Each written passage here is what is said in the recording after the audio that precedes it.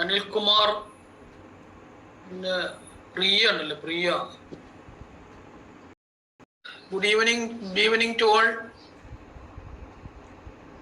Good evening sir. Good evening sir. Good evening sir. നമ്മൾ chapter 14 ആണ് നോക്കേണ്ടത്. വായിച്ചാൽ ജസ്റ്റ് മനസ്സിലാവുന്നൊരു ഏരിയ ആണത്. അതായത് jurisdiction of the criminal codes in enquiries and trial ആണ്. അപ്പൊ സ്വാഭാവികമായിട്ട് ഒരു സംശയം തോന്നാം, ജൂറിസ്ഡിക്ഷൻ എന്ന് പറയുന്നത് ഈ രണ്ട് കാര്യത്തിന് മാത്രമേ ആപ്ലിക്കബിൾ ആവുമോ? അതായത് എൻക്വയറിക്കും ട്രയലിന് മാത്രം. അതിനു മുമ്പ് കോഗ്നൈസൻസ് എടുക്കുന്ന കാര്യത്തിൽ ജൂറിസ്ഡിക്ഷൻ, ഈ ജൂറിസ്ഡിക്ഷൻ എന്ന് പറയുന്നത് നമ്മൾ പറയുന്നത് ടെറിട്ടോറിയൽ ജൂറിസ്ഡിക്ഷൻ എന്നാണ്. ടെറിട്ടോറിയൽ ജൂറിസ്ഡിക്ഷൻ എന്ന് പറഞ്ഞാൽ നമ്മൾ ആദ്യ ഭാഗത്ത് പഠിച്ചു, ഓരോ കോടതിക്കും ഓരോ ലോക്കൽ ലിമിറ്റ്സ് ടെറിട്ടറി കൊടുത്തിട്ടുണ്ട്. അപ്പോൾ ആ ടെറിട്ടറിയിൽ വരുന്ന ഒഫൻസിനെ സംബന്ധിച്ചിട്ട് അതാത് കോടതികളാണ് എൻക്വയറി ട്രയൽ നടത്തേണ്ടതെന്നുള്ളതാണ്. ഇപ്പോൾ പ്രശ്നം എന്ന് പറയുന്നത് ചില ഒഫൻസുകൾ, പിന്നെ ഒരുപാട് ഒഫൻസ് ഒരുമിച്ച് വരാം, ഒരു ട്രാൻസാക്ഷനിൽ വരാം. പിന്നെ കണ്ടിന്യൂയിങ് ഒഫൻസ് വരാം, പിന്നെ ഡിഫറെൻ്റ് പ്ലേസിൽ വരാം, സെയിം ഒഫൻസ് തന്നെ എവിടെയാണെന്ന് അറിയാൻ പാടില്ലാത്ത തരാം. അപ്പം അങ്ങനെയൊക്കെ വരുമ്പോൾ ഏത് പ്ലേസിലാണ്, അതായത് പ്ലേസ് ഓഫ് എൻക്വയറി, ഏത് കോടതിയിലാണ് അത് എൻക്വയറി നടത്തേണ്ടത് അല്ലെങ്കിൽ ട്രയൽ നടത്തേണ്ടത്, അതാണ് ചാപ്റ്റർ 14 പറയുന്നത്.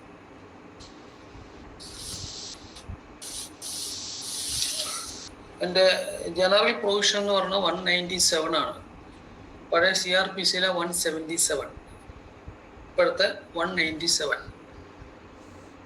അപ്പോൾ സെക്ഷൻ 197 ഒന്ന് വായിക്കുമായിരുന്നു. രേവതി ഒന്ന് വായിക്കൂ. Section 197, Ordinary Place of Inquiry and Trial. Every offence shall ordinarily be inquired into and tried by a court within whose local jurisdiction it was committed. Okay, അതിനകത്തൊന്നും മനസ്സിലാക്കാനില്ലല്ലോ.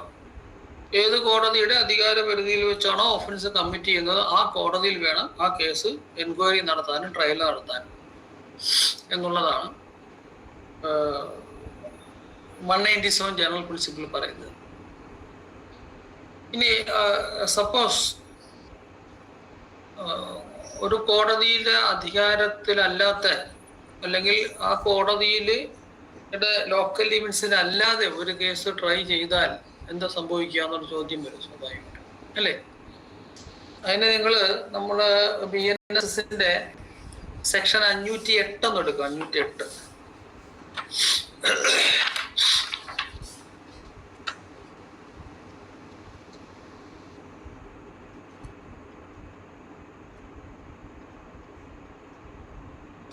സെക്ഷൻ 508 അതുകൂടെ ഒന്ന് വായിക്കോ, രേവതി ഒന്ന് വായിക്കോ.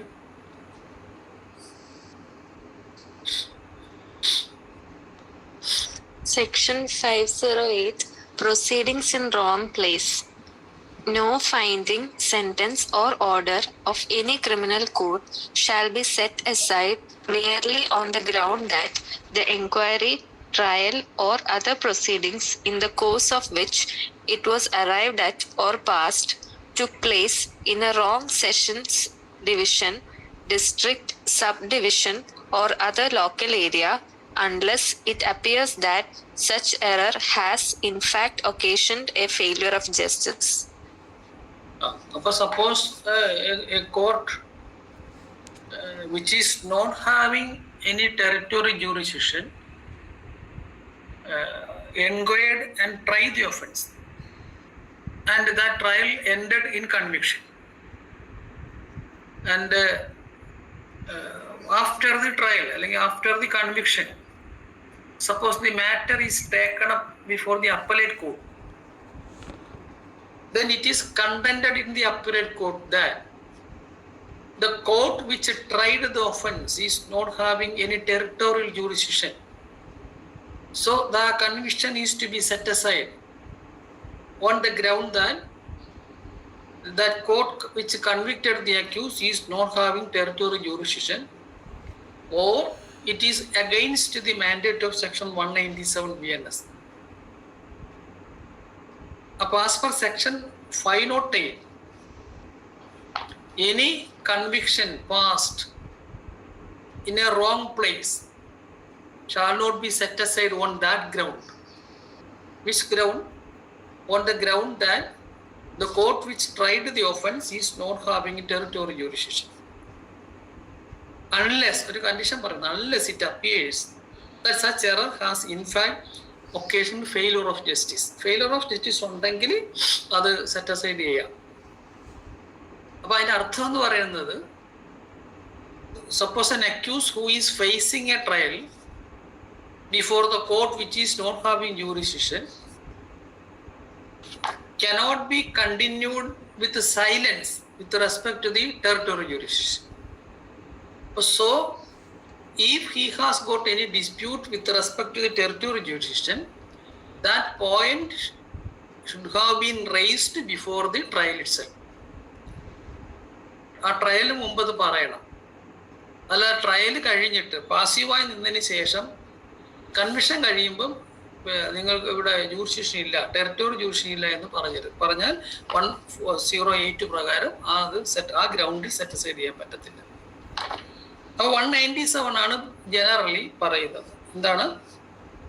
Every offence shall be ordinary B enquired and tried by the court within whose local jurisdiction it was committed. Okay, അതിനകത്ത് കാര്യങ്ങൾ വേറെ ഒന്നും മനസ്സിലാക്കാനൊന്നുമില്ല.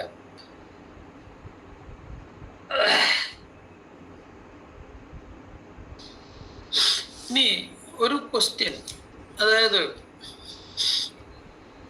ഒരു second,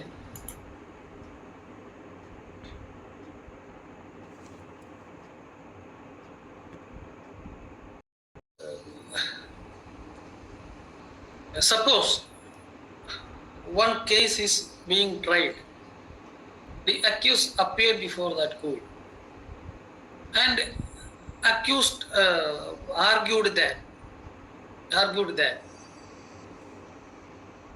actually the offense is committed not within the territorial jurisdiction of this court, for which he has got sufficient record to prove that. The accused contended that, as per the version of the defense, the offense is not committed within the jurisdiction of this court. So, this court shall not try the offense. So, the basic principle is the question of jurisdiction can be decided on the basis of what? On the basis of, suppose in the case of private complaint, the question of jurisdiction should be considered on the basis of the avowments in the complaint. And suppose it is a police report, police charge sheet, the question of jurisdiction should be considered on the basis of the materials contained in the charge sheet, not otherwise. മനസ്സിലായി? നമ്മൾ സാധാരണ civil case പ്ലെയിന്റിന്റെ കാര്യം പറയുന്ന പോലെ, പ്ലെയിന്റ് return എന്ന് പറയുന്നത് പോലെ, അല്ലെങ്കിൽ പ്ലെയിന്റിന്റെ സിവിൽ കോടതി ജൂറിസ്ഡിക്ഷൻ ഇല്ല എന്ന് പറയുമ്പോൾ ജൂറിസ്ഡിക്ഷൻ നോക്കുന്നത് പ്ലെയിന്റിന്റെ പ്ലീഡിങ്സ് വെച്ചിട്ടാണ്. Similarly the question of territorial jurisdiction is to be considered on the basis of the contents in the charge sheet in the case of police charge case, and in the case of private complainant, that the question of territorial jurisdiction shall be considered on the basis of the avowments in the complaint, not based on the argument of the accused or any other document from which the accused can contend that there is no territorial jurisdiction. Such a contention cannot be considered to decide with respect to the territorial jurisdiction.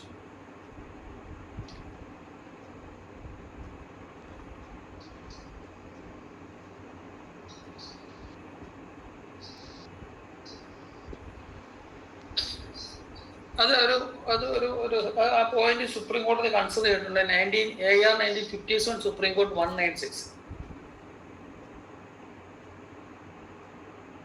The venue of inquiry or trial of a case is primarily determined by the above in the complaint or charge sheet.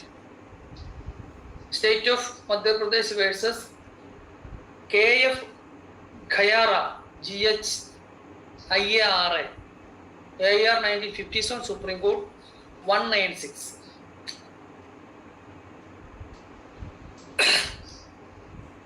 Next point. Citation AR 1957 Supreme Court 196 196. Next point നമ്മൾ ശ്രദ്ധിക്കേണ്ട ഒരു point എന്ന് പറയുന്നത്, this chapter is dealing with the territorial jurisdiction with respect to the enquiry and trial ആണ് പറയുന്നത്. Enquiry and trial. So the ഒരു doubt can be arised is that whether a court which is not having a territorial jurisdiction to take cognizance of the offence. 197 പറയുന്നത് 197 പറയുന്നത് every offence shall be inquired and tried by the inquired into the tried by the court whose territorial jurisdiction or whose local jurisdiction it was committed എന്നാണ്. So suppose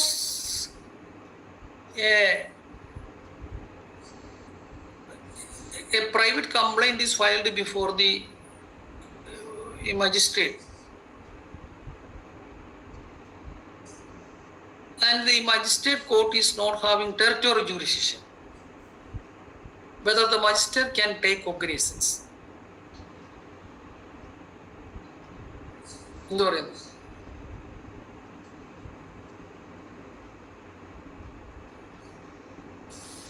എൻക്വയറിയും ട്രയലും പറ്റത്തില്ല, കാരണം territorial jurisdiction ഉണ്ടാവണം. 197 പറയുന്നത് enquiry and trial എന്നാ പറയണത്. അപ്പോ jurisdiction ഇല്ലാത്ത ഒരു കോടതിക്ക് കോഗ്നിസൻസ് എടുക്കാൻ പറ്റുമോ? What do you say?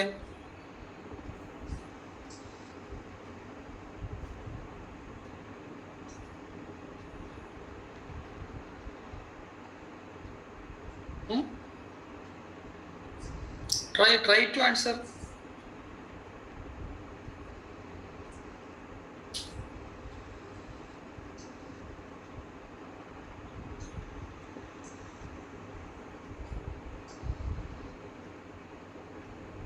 എന്ത് പറയുന്നു? അതൊന്നും മിണ്ടുന്നില്ലല്ലോ.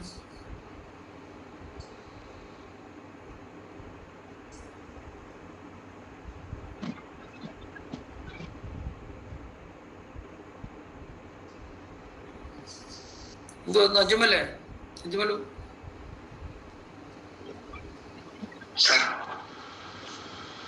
ടെറിട്ടോറിയൽ ജൂറിസ്ഡിക്ഷൻ ഇല്ലാത്ത മജിസ്ട്രേറ്റിന് കോഗ്നിസൻസ് എടുക്കാൻ പറ്റുമോ?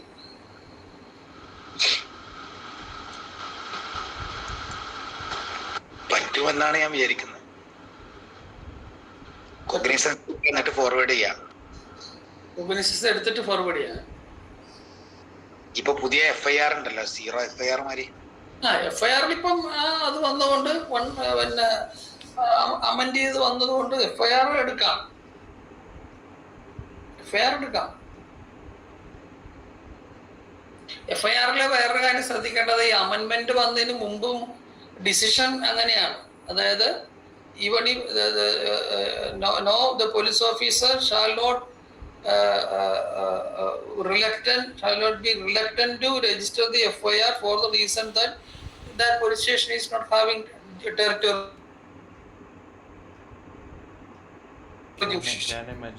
ഡിസിഷൻ. സുപ്രീം കോടതി ഡിസിഷൻ പറയുന്നത് അങ്ങനെ എടുത്തിട്ട് കൺസെന്റ് കോടതി കാഴ്ച കൊടുക്കണമെന്നാണ് പറയുന്നത്. ഇപ്പൊ അത് BNSS-ലെ അമെൻമെന്റ് പ്രൊവിഷൻ വന്നു. അപ്പൊ ഇവിടുത്തെ സംശയം എന്ന് പറയുന്നത് ട്രയലിനെ സംബന്ധിച്ച് എൻക്വയറിയെ സംബന്ധിച്ചും ടെറിട്ടോറിയൽ ജൂറിസ്ഡിക്ഷൻ പറയുന്നുണ്ട്. എന്നാൽ കോഗ്നീസൻസ് എടുക്കുന്ന കാര്യത്തില് ടെറിട്ടോറിയൽ ജൂറിസ്ഡിക്ഷൻ ഇല്ലാത്തൊരു കോടതിക്ക് കോഗ്നീസൻസ് എടുക്കാൻ പറ്റുമോ എന്നാണ് ചോദ്യം.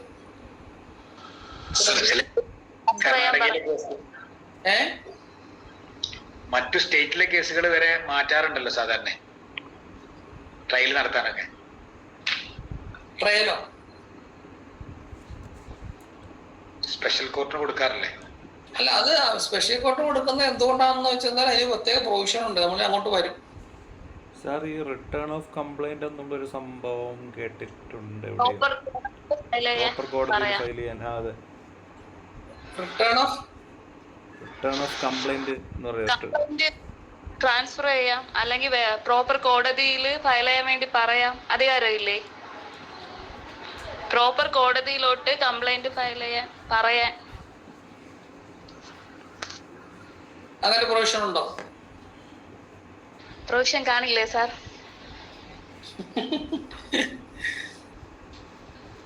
നമ്മൾ ഈ ട്രാൻസ്ഫർ എന്ന വേർഡിന് ഒരു കുഴപ്പമുണ്ട്. എന്താ അറിയാവോ? ഈ ട്രാൻസ്ഫർ ചെയ്യാൻ പറ്റുന്നത് ഒരു ജൂറിസ്ഡിക്ഷനുള്ള ഒരു കോടതിക്കേ ട്രാൻസ്ഫർ ചെയ്യാൻ പറ്റുള്ളൂ, വേറൊരു കോടതിക്ക്. അതായത് the transfer can be made only by the court which is having jurisdiction. ഇപ്പൊ ട്രാൻസ്ഫർ എന്ന വേർഡ് അവിടെ ഉപയോഗിക്കാൻ പറ്റത്തില്ല. പിന്നെ നിങ്ങൾ പറയുന്നത് പഴയ 201 ആണ്, CRPC 201. അതിവിടെ ഉണ്ട്. ഇവിടെ നമ്മൾ 223 കഴിഞ്ഞിട്ട്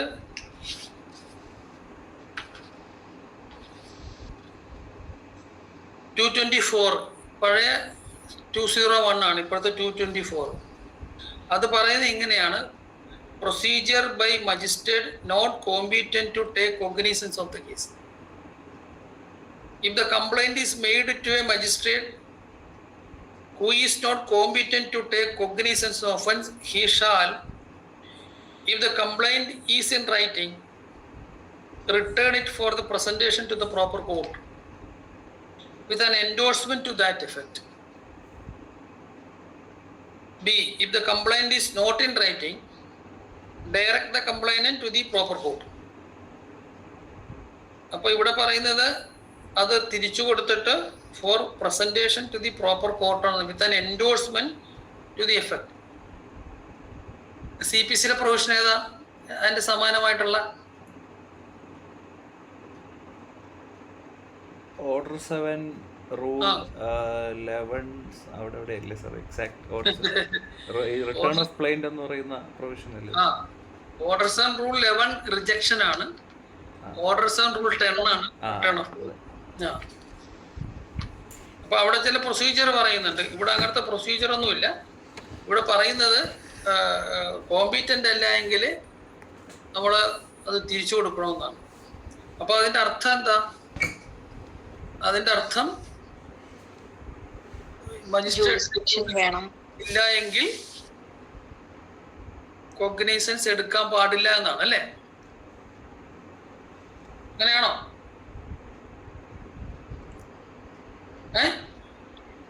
അതെ സാർ, ജൂറിസ്ഡിക്ഷൻ വേണം. ജൂറിസ്ഡിക്ഷൻ ഉണ്ടെങ്കിൽ അത് കമ്മിറ്റ് ഇനിയിപ്പോ ട്രയലിന് വേണ്ടിട്ട് വേണമെങ്കിൽ കമ്മിറ്റ് ചെയ്യാലോ സാർ. പിന്നെ അല്ല, കോഗ്നൈസൻസ് ഇല്ല, കോഗ്നൈസൻസ് എടുക്കാനുള്ള കോമ്പിറ്റൻസി ഇല്ല എങ്കിൽ അത് റിട്ടേൺ ചെയ്യണല്ലേ പറഞ്ഞിരിക്കണേ 226 224. അതിന്റെ അർത്ഥം എന്താ? കോഗ്നൈസൻസ് എടുക്കാൻ അധികാരമില്ലെങ്കിൽ എടുക്കരുതെന്നല്ലേ? അങ്ങനെയല്ലേ പറയണേ? സാധാരണഗതിയിൽ കോടതി പറയാ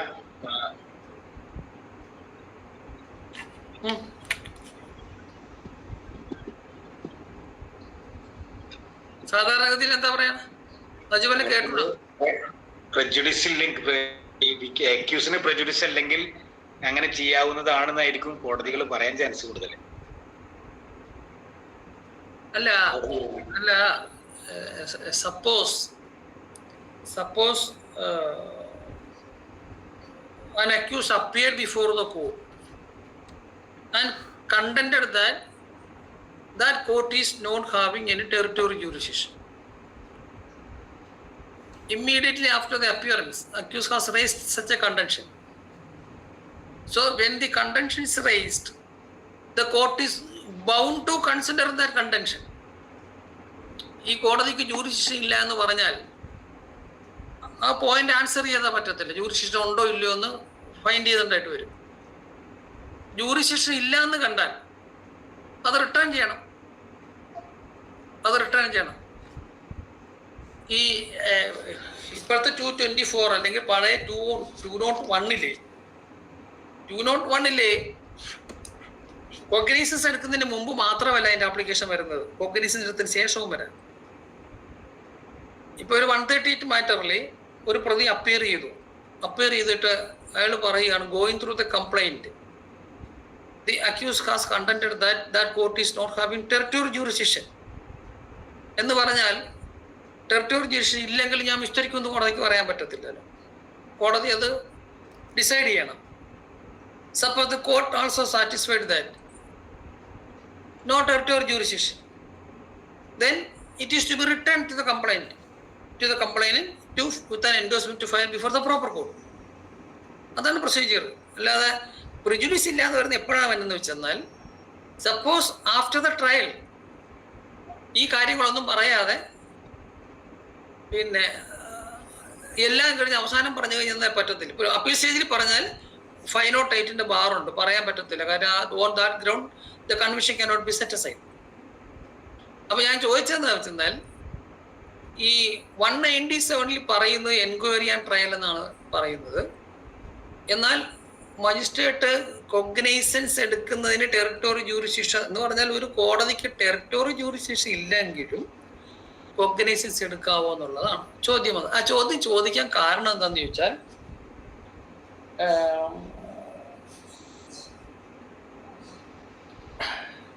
Tryson Chemicals Industries versus Rajesh Agarwal and others, 1999 KHC 1458.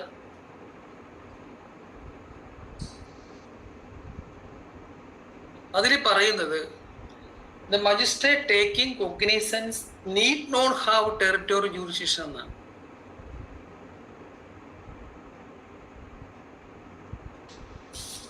എന്തുകൊണ്ടെന്നാൽ അവിടെ പറയുന്നത് section application of section 190 does not apply എന്നാണ് പറയുന്നത്.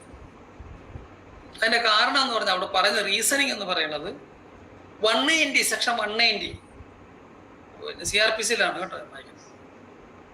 190 പറയുന്നത് ഇങ്ങനെയാണ്: cognizance of offense by magistrates subject to the provision of this chapter.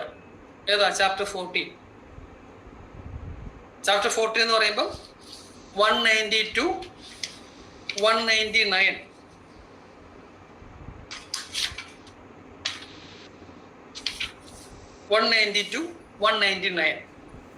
അപ്പൊ subject to the provisions of section 190 to 199, the magistrate of first class, any magistrate second class, specially empowered under this subsection 2 may take cognizance and offense എന്നാ പറയുന്നത്. അപ്പൊ അതിനകത്ത് supreme കോടതി ഡിസിഷനാണ് ഞാൻ പറഞ്ഞത് കേട്ടോ. Supreme കോടതി ഡിസ്കസ് ചെയ്തിരിക്കുന്നത് ഈ 177, ഇപ്പോഴത്തെ 197 ആ ചാപ്റ്റർ, അത് ചാപ്റ്റർ 14 ആണ്. 190 കൊഗ്നൈസിന്റെ ബാറ് പറയുന്ന സ്ഥലത്ത് ടെറിട്ടറി ജൂറിസ്ഡിക്ഷൻ പറയണില്ല. 190 എന്താ പറയുക വെച്ചാൽ, 190 തൊട്ടുള്ള ബാക്കി 119 വരെയുള്ള പ്രൊവിഷന് വിധേയമായി കോഗ്നൈസൻസ്. അപ്പൊ പല സെക്ഷനിലൂടെ no court shall take cognizance, no court shall take cognizance except the complaint എന്നൊക്കെ പറയുന്നുണ്ട്. അപ്പൊ ഇവിടെ ഒന്നും ടെറിട്ടറി ജൂറിസ്ഡിക്ഷൻ പറയുന്നില്ല. അതുകൊണ്ട് സുപ്രീം കോടതി പറഞ്ഞത് എന്താ പറഞ്ഞത്? Magistrate taking cognizance need not have territory jurisdiction എന്നാണ്. Tryson Chemical Industries versus Rajesh Agarwal and others, 1999 KHC 1458. അതിൻ്റെ പ്രിൻസിപ്പൾ പറയുന്നത് സെക്ഷൻ 190, അതായത് ഇപ്പോഴത്തെ നമ്മുടെ ഇവിടുത്തെ 2 ടൺ, നമ്മുടെ ഇവിടുത്തെ BNSSലെ 2 ten does not speak about the territorial jurisdiction. മനസ്സിലായോ? അപ്പോൾ legal dictum judge made law എന്ന് പറയുന്നത് for taking cognizance the magistrate need not have a territorial jurisdiction എന്നാണ്. എന്നാൽ നമ്മൾ നേരത്തെ വായിച്ച പ്രൊവിഷൻ വായിക്കുമ്പോൾ നമുക്ക് സംശയം വരും, ഇല്ലേ? ഒരു സംശയം വന്നില്ലേ? അതായത് 224 അനുസരിച്ചിട്ട് അവിടെ പറയുന്നത്, suppose magistrate is not having territorial jurisdiction, that complaint is to be returned എന്ന് പറയും. അത് കോഗ്നിസൻസ് എടുക്കുന്നതിന് മുമ്പാണ്. അപ്പൊ കോഗ്നിസൻസ് എടുക്കുന്ന മുമ്പ് ടെറിട്ടോറിയൽ ജൂറിസ്ഡിക്ഷൻ നോക്കേണ്ടതായിട്ടുണ്ടെന്നാണ് അവിടെ മീനിങ് വരുന്നത്. അങ്ങനെയാണ്. ബട്ട് ഈ ഡിസിഷൻ പറയുന്നത് ഇങ്ങനെ തിരിച്ചുമാണ്. മനസ്സിലായി? ഈ നമ്മുടെ ഇപ്പൊ നമ്മൾ നേരത്തെ പറഞ്ഞ BNSSല് പിന്നെ ഈ 173 BNSS ഉണ്ടല്ലോ, 173 BNSS. എന്തോ 173 BNSS? FIR.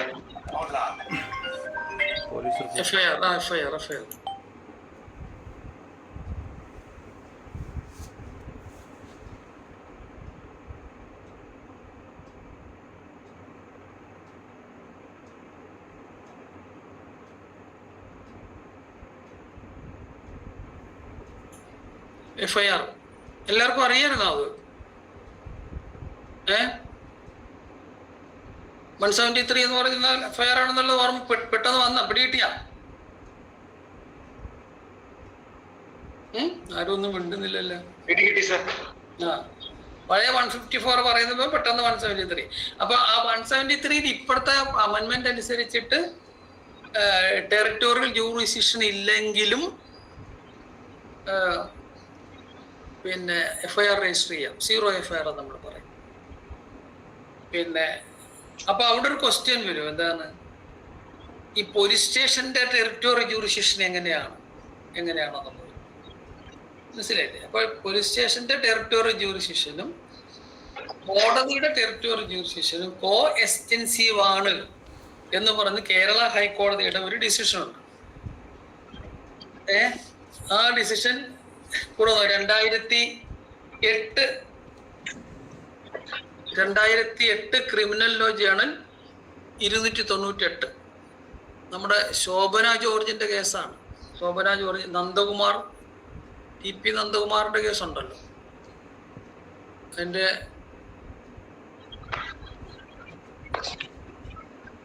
Criminal law ജേണലിന്റെ citation ഉണ്ട്. സൈറ്റേഷൻ ഞാൻ നോക്കി പിന്നീട് പറഞ്ഞു തരാം. അപ്പൊ അതിനകത്ത് ഈ പോലീസ് സ്റ്റേഷന്റെ ടെറിട്ടോറിയൽ ജൂറിസ്ഡിക്ഷനും കോടതിയുടെ ടെറിട്ടോറിയൽ ജൂറിസ്ഡിക്ഷനും തമ്മിൽ ഒരു ഇന്റർലിങ്കിങ് കൊണ്ട് എന്താണ് അതിനകത്ത് പറഞ്ഞു വെക്കണം. ആ കേസിൽ പോലീസ് FIR രജിസ്റ്റർ ചെയ്തത് പിന്നെ അധികാരമില്ലാത്ത, ജൂറിസ്ഡിക്ഷൻ ഇല്ലാത്ത പോലീസ് സ്റ്റേഷനാണ്. മുഖ്യമന്ത്രിക്ക് മറ്റേ പരാതി കിട്ടിയിട്ട് അങ്ങോട്ട് അയച്ചു കൊടുത്ത്, ഏതോ ഒരു സ്റ്റേഷനിലായിട്ട് അയച്ചു കൊടുത്ത്, ആ സ്റ്റേഷൻ അത് FIR രജിസ്റ്റർ ചെയ്ത് പിന്നെ അത് പിന്നെ വേറൊരു പോലീസ് സ്റ്റേഷനൊക്കെ അയച്ചു കൊടുത്ത്, ഇതിനൊന്നും ജൂറിസ്ഡിക്ഷൻ ഇല്ല. അപ്പൊ അത് ഹൈക്കോടതി അത് കോഷ് ചെയ്തു. FIR കോഷ് ചെയ്തിട്ട് പറഞ്ഞു അത് പ്രോപ്പറായിട്ട് ജൂറിസ്ഡിക്ഷനുള്ള പോലീസ് സ്റ്റേഷൻ അയച്ചു. അപ്പോൾ പോലീസ് സ്റ്റേഷന്റെ jurisdiction also subject to the provision in the CRPC. അതനുസരിച്ചാണെന്നുള്ളതാണ് ആ ഡിസിഷൻ പറയുന്നത്. അപ്പൊ അങ്ങനെ വരുമ്പോ ഒരു കോഗ്നൈസൻസ് എടുക്കാൻ ടെറിട്ടോറിയൽ ജൂറിസ്ഡിക്ഷൻ ആ സുപ്രീം കോടതി ഡിസിഷൻ അനുസരിച്ചിട്ടാണെങ്കിൽ അത് വേണ്ടെന്നുണ്ടെങ്കിൽ എവിടെയും നമുക്ക് അന്യായം ഫയൽ ചെയ്യാൻ പറ്റും. കാരണം അത് നോക്കേണ്ട കാര്യമില്ല. കോഗ്നൈസൻസ് എടുക്കുന്ന ബാറില്ല എങ്കിൽ, മനസ്സിലായില്ലേ? പക്ഷെ നമ്മുടെ സുപ്രീം കോടതി ഡിസിഷൻ അനുസരിച്ചിട്ട് അതാണ് നിയമം, അതാണ്. അതാണ്. അപ്പോൾ അത് മനസ്സിരുന്നാൽ മതി. അപ്പോൾ പിന്നെ ശ്രദ്ധിക്കേണ്ട പോയിന്റ് ഇതാണ്, അത് ആ ഡിസിഷനിൽ പറയുന്ന പ്രിൻസിപ്പിൾ അതാണ്. അതായത് section 190 does not speak about the territory or territory jurisdiction of the magistrate. പറയുന്ന എന്താ, subject to the provisions in the chapter. അതായത് സെക്ഷൻ 190 ടു സെക്ഷൻ 199 അതിൽ പറയുന്ന ഇതിന് വിധേയമായിട്ടാണ് കോഗ്നിസൻസ് എടുക്കുന്ന പവർ കൊടുത്തിരിക്കുന്നത്. അവിടെ ഒരിടത്തും ടെറിട്ടോറിയൽ ജുറിസ്ഡിക്ഷൻ പറയുന്നില്ല. മറ്റേ സാങ്ഷന്റെ കാര്യം പറയുന്നുണ്ട്, കംപ്ലൈന്റ് കാര്യം പറയുന്നുണ്ട്, no court shall take cognizance എന്ന് പലയിടത്തും പറയുന്നുണ്ട്. പക്ഷെ no court shall take cognizance if the court is not having territorial jurisdiction എന്നിടത്തും പറയുന്നില്ല. ആ പ്രിൻസിപ്പിൾ വെച്ചിട്ടാണ് ആ ഡിസിഷനിൽ പറയുന്നത് magistrate taking cognizance need not have territorial jurisdiction എന്ന് പറയുന്നത്. അപ്പോൾ നമ്മൾ ഇതൊക്കെ വായിക്കുമ്പോൾ അത് നമുക്ക് സംശയം തോന്നും. സ്വാഭാവികമായിട്ട് നിങ്ങൾ നേരത്തെ ആൻസർ പറഞ്ഞ ആ ഒരു സെക്ഷനും അതനുസരിച്ചിട്ട് നോക്കുമ്പോൾ ഡൗട്ട് തോന്നും. 224 അങ്ങനെയാണ് പറയുന്നത്. 224 പറയുന്നത് if the complaint is made to a magistrate, complaint is made to a magistrate who is not competent to take cognizance. Who is not competent to the competency എന്നവിടെ പറയണേ. That is includes the territorial jurisdiction also. Other വരും, മറ്റു jurisdiction വരും, മറ്റ് inherent jurisdiction ആയിട്ടുള്ള പല മാറ്റേഴ്സും വരും. But ഈ territorial jurisdiction വരും. മനസ്സിലായില്ലേ? ടെറിട്ടോറിയൽ ജൂറിസ്ഡിക്ഷൻ വരും. അപ്പൊ ഇതിനകത്ത് ടെറിട്ടോറിയൽ ജുഡിഷ്യൽ സ്പെസിഫിക് ആയിട്ട് പറയുന്നില്ല. അതിന് ഞാൻ വേറൊരു പ്രൊവിഷൻ, നിങ്ങൾ CRPCയിലെ ഒരു 322 എന്ന് പറഞ്ഞൊരു പ്രൊവിഷൻ ഉണ്ട്. 322 ഇപ്പോഴത്തെ 360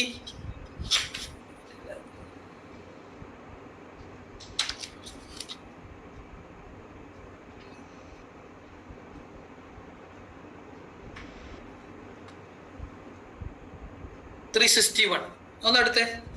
BNSSലെ 361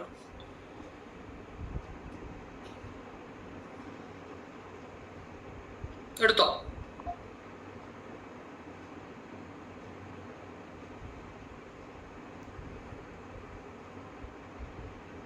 എടുത്തോ? Yes, sir. 361 എന്ന് ഭാഗ്യലക്ഷ്മി എന്ന് വായിച്ചേ.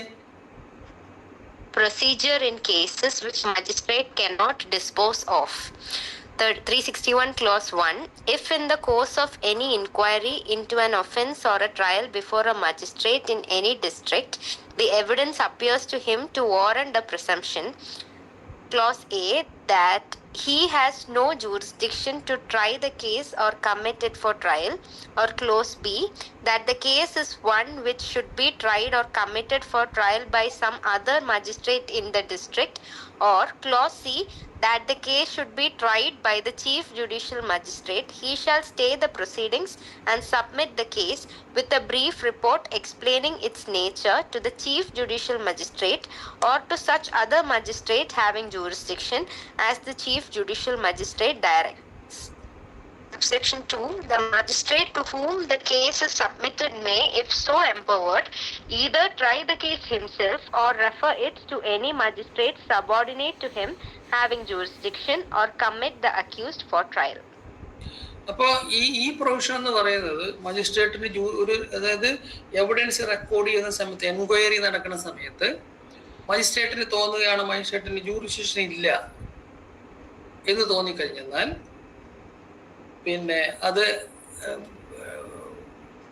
CJMന് അഡ്രസ് ചെയ്യണമെന്നാണ് പറയുന്നത്. ട്രാൻസ്ഫർ ഇല്ല, അവിടെ റിട്ടേണും ഇല്ല.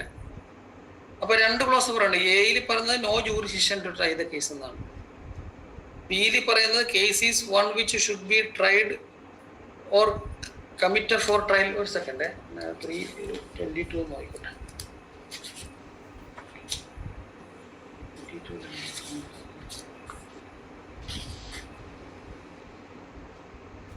അതെ, one which should be tried or committed for trial by some other magistrate in the district. ഇതിനകത്തൊരു ഒരു ചെറിയ ഇതെന്ന് പറഞ്ഞാൽ ഇതിനകത്തും പിന്നെ ടെറിട്ടോറിയൽ ജൂറിസ്ഡിക്ഷൻ പറയുന്നില്ല. അപ്പൊ ഈ നേരത്തെ പറഞ്ഞ 224 ഈ 361 CRPC-യിലെ 322 201 ഇവ തമ്മിലൊരു ഡിസ്റ്റിങ്ഷൻ പിന്നെ ഡിസ്കസ് ചെയ്തുകൊണ്ട് ഒരു ഡിസിഷൻ ഉണ്ട്. അതിൽ പറയുന്നത് ആപ്ലിക്കേഷൻ ഓഫ് സെക്ഷൻ 322 അതായത് ഇപ്പോഴത്തെ 361 cannot be applied in the case of the territorial jurisdiction. Territorial jurisdiction ഇല്ല എങ്കിൽ section 201 will apply. Territorial jurisdiction വന്നാൽ 322 അപ്ലൈ ചെയ്യാൻ പറ്റത്തില്ല. 201 പോകണം. ഇത് ഞാൻ ഓർത്തിരിക്കാൻ ഒരു കാരണമുണ്ട്. ഞാൻ അഡ്വക്കേറ്റായിട്ട് പ്രാക്ടീസ് ചെയ്തിരുന്ന സമയത്ത് പിന്നെ ഒരു 132 കേസ് ഉണ്ടായിരുന്നു. ഞാൻ പ്രതിഭാഗം അപ്പയർ ചെയ്യണം.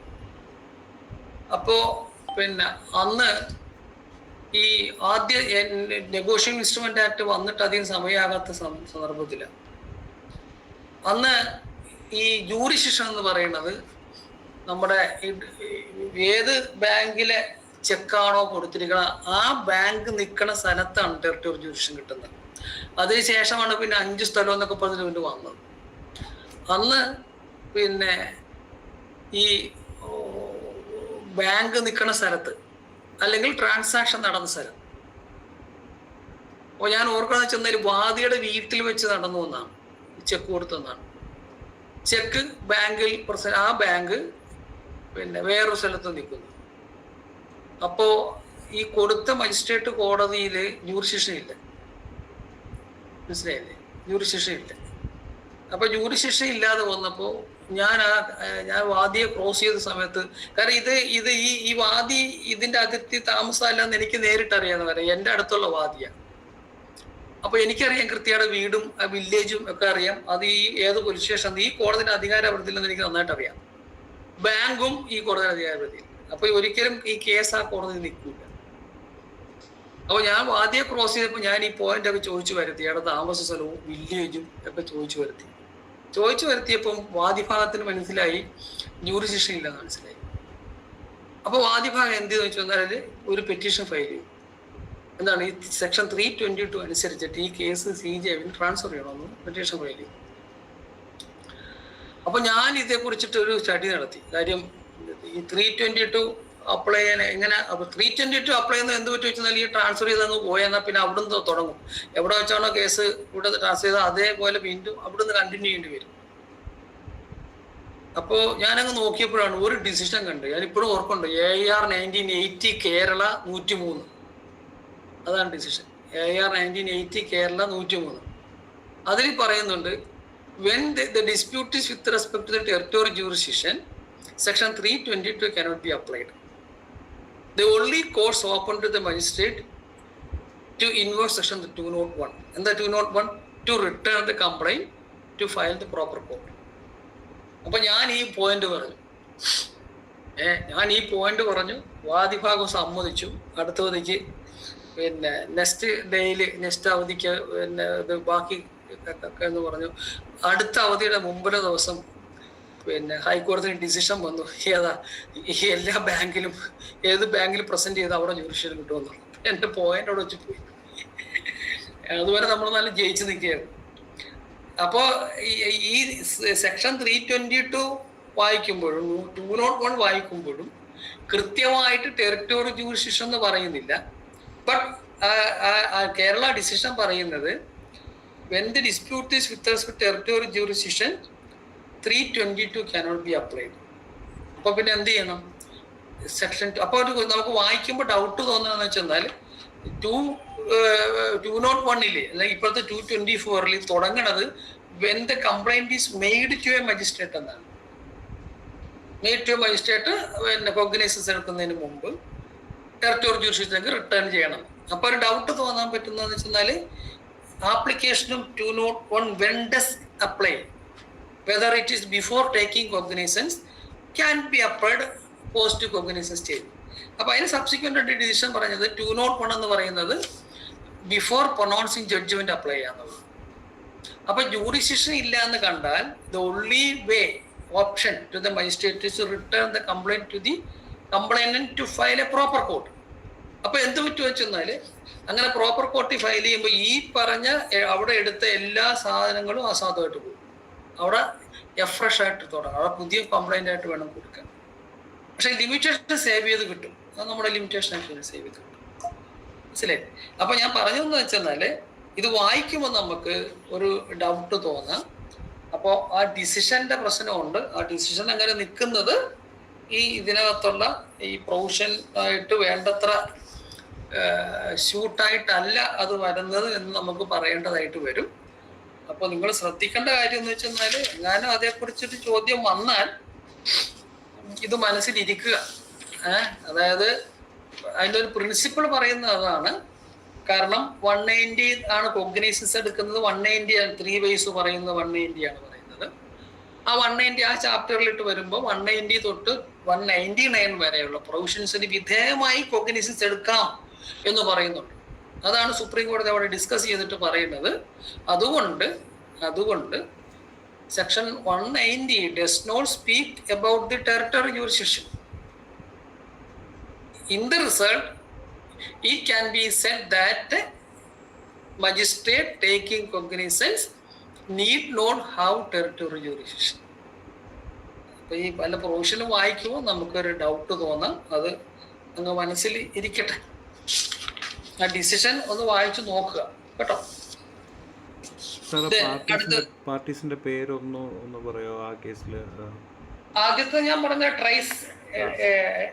ട്രൈസൺ ആണ്. TRISUNS Trisuns chemicals industries versus Rakesh Agarwal. നമ്മുടെ KT തോമസ് സാറും എന്നോടുള്ള ജഡ്ജ്മെന്റ് ആണ് കേട്ടോ. സാറിന്റെ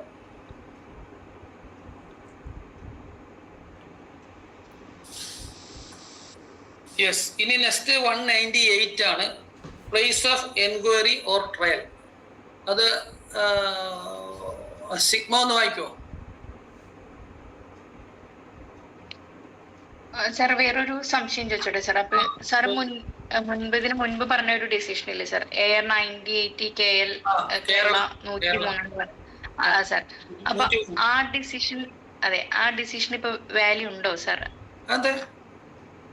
അല്ല അതുകൊണ്ട് സാർ വേറൊരു അല്ലല്ല, അതിനകത്തെ പോയിന്റ് എന്ന് പറയുന്നത് whether in the case of territorial jurisdiction section 222 can be applied എന്നുള്ളതായിരുന്നു.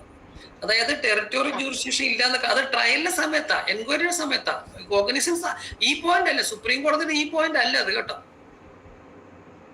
ഞാനത് പറഞ്ഞതെന്ന് വെച്ചെന്നാല് സെക്ഷൻ 322 ഇപ്പോഴത്തെ സെക്ഷൻ 368 അല്ലേ, അത് അപ്ലൈ ചെയ്യുന്നത് ടെറിട്ടോറിയൽ ജൂറിസ്ഡിക്ഷൻ വരുമ്പോഴല്ല എന്നാണ്. വായിക്കുമ്പോൾ നമുക്ക് ടെറിട്ടോറിയൽ ജൂറിസ്ഡിക്ഷൻ ആണെന്ന് തോന്നും. പക്ഷെ അല്ല, ശരിക്കും ടെറിട്ടോറിയൽ ജൂറിസ്ഡിക്ഷൻ വന്നാൽ നമ്മൾ 201 എടുക്കണം, 224 ആണ് എടുക്കേണ്ടത്, മറ്റതല്ല. വായിക്കുമ്പോൾ നമുക്ക് തോന്നും, അങ്ങനെ തോന്നും.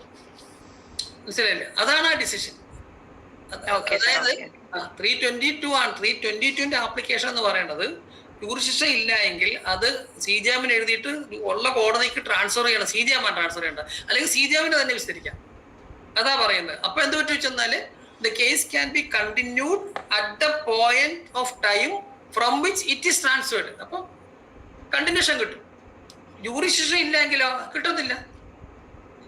ടെറിട്ടോറിയൽ ജൂറിസ്ഡിക്ഷൻ ഇല്ലെങ്കിൽ റിട്ടേൺ ചെയ്തതിന് അവിടെ പ്രോപ്പറായിട്ട് ഫയൽ ചെയ്യാണ് വേണ്ടത്. അപ്പൊ അവിടെ എഫ്രഷ് തുടങ്ങേണ്ടതായിട്ട് വരും. ആ ഡിസ്റ്റിങ്ഷൻ ആണ് ആ ഡിസിഷൻ പറയുന്നത്. ആ ഡിസിഷൻ ഞാൻ പറയുന്നത് ഓർമ്മയെന്ന് പറയണതാണ് കേട്ടോ. AIR 1980 കേരള NOC ആണെന്ന് തോന്നുന്നു 103 കേസിന്റെ പേര്. അത് ബേസ് ചെയ്തിരിക്കുന്നത് 1959 KLTയുടെ ഡിസിഷൻ ആണെന്ന് എനിക്ക് ഓർമ്മയുണ്ട് കേട്ടോ.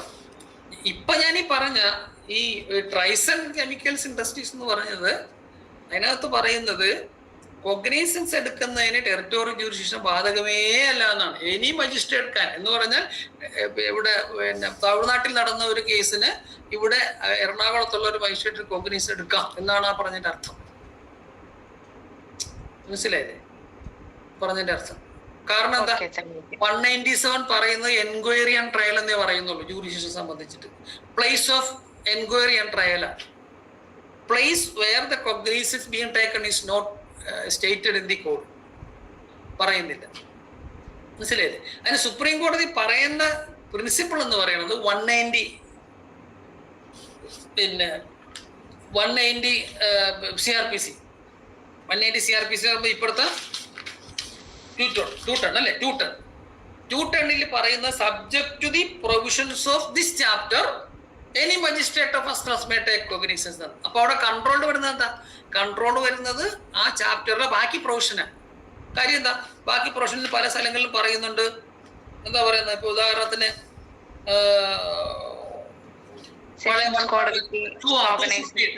No court shall take cognizance, അതിന്റെ ഗ്രൗണ്ട് പറയുന്നുണ്ട്. അടുത്തതിനകത്ത് പിന്നെയും പറയുന്നുണ്ട്, മാരേജായിട്ട് ബന്ധപ്പെട്ട no court shall take cognisance.